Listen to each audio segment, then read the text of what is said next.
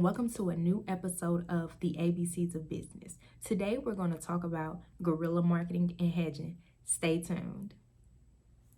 Guerrilla marketing is a technique that aims to highlight products and services in an unconventional way with a little budget. Viral marketing is created by word of mouth made online. It allows the brand to make a buzz internationally. Guerrilla marketing is a way to drive publicity and bring brand awareness.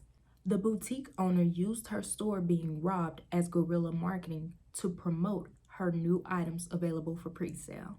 Hedging is a strategy that tries to limit risk in a financial asset.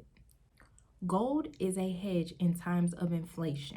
It keeps its value when the dollar falls. You can protect yourself against future rises in interest rates by using a hedging interest called forward rate agreement.